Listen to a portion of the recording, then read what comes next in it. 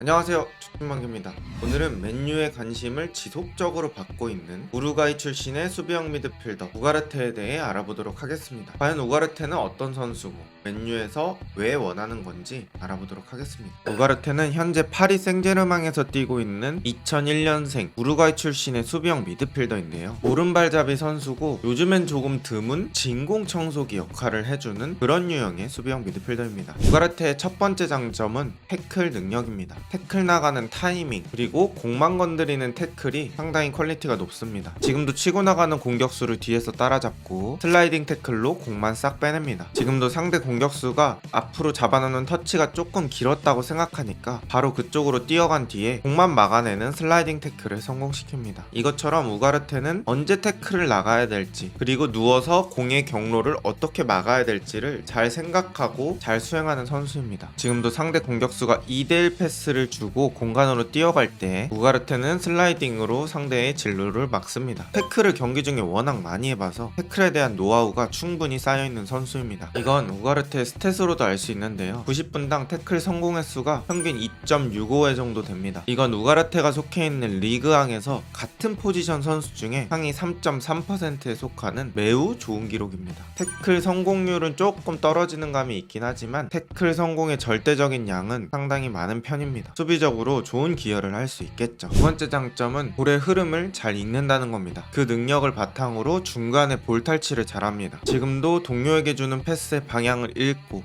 우가르테가 그 패스 쪽으로 뛰어가고요. 빠르게 다가가서 공을 먼저 차지하는 우가르테입니다. 지금도 패스 나가는 순간에 패스기를 공 쪽으로 접근하고요. 발을 넓게 뻗으면서 그 공을 커팅해냅니다. 볼의 흐름을 읽는 능력이 이렇게 도움이 됩니다. 실제로 가로채기 역시 경기당 1.86개로 리그에서 최상위권에 위치해 있는데요. 상위 10% 안에 드는 성적입니다. 지금까지 보신 것에서 알겠지만 수비적인 능력이 상당히 발전한 선수입니다. 우가르테의 세 번째 장점은 몸으로 비벼주는 능력입니다. 세컨볼 싸움을 잘한다고 해야 될까요? 지금 장면에서도 수비가 2명 자신에게 달라붙었는데 공을 빈 공간 쪽으로 쳐놓은 뒤에 돌면서 어깨와 등으로 공을 보호하고 2명 사이에서 빠져나옵니다. 키 182, 몸무게 77이라 우리가 흔히 말하는 큰 사이즈의 수비형 미드필더는 아니지만 그런 신체적인 조건 치고는 비벼주는데 매우 능한 선수입니다. 지금도 어깨와 다리로 1차로 상대 수비의 접근을 막고 빈 공간으로 쳐놓은 뒤에 또 들어오는 수비를 피해서 이번엔 왼발과 왼쪽 어깨로 상대를 막고 나갑니다. 이런 식의 비벼주는 능력이 우가르테의 좋은 장점이 됩니다. 이 역시 볼경합 성공이라는 스탯에서 확인할 수 있는데요. 90분당 7.45개의 볼경합 성공을 보여주고요. 이는 리그에서 상위 10% 안에 드는 성적입니다. 우가르테의 또 다른 장점은 엄청난 활동량입니다. 우가르테의 지난 시즌 히트맵이고요. 제가 표시한 이 지역, 그러니까 상대 페널티 박스 부근을 제외하고는 모든 지역을 많이 뛰어다녔습니다. 특히 중앙 쪽에서 좌우 가릴 거 없이 아주 활발한 활동량을 보여줬죠. 이 자료는 지난 시즌 우가르테의 디펜시브 액티비티, 그러니까 수비적인 행동이 일어난 통계를 보여주는 자료입니다. 경기장 안에 있는 저 하얀색 점들이 태클, 도전, 인터셉트, 슈팅 막기, 패스 막기, 압박 이런 것들을 의미하는 점들이고요. 경기장 전역으로 뛰어다니며 계속적인 수비 액션을 하는 우가르테입니다. 지금까지의 장단점을 요약해보면 기본적으로 공의 흐름을 읽는 능력이 있고 좋은 태클 능력을 가지고 있으며 왕성한 활동량도 가지고 있다. 그리고 또 비벼주는 능력도 있다 라고 볼 수 있습니다. 패스나 빌드업 능력 같은 경우에는 기본은 하지만 그걸 장점이라고 말할 수는 없을 것 같습니다. 그래서 프리미어 리그에서 좀 비슷한 선수들을 어떤 유형과 비슷하냐면 로드리, 라이스 이런 과는 아니고 제가 가장 먼저 생각났던 건 리버풀의 엔도 와타루였습니다. 흔히 말하는 경기장에서 꾸준히 일 해주고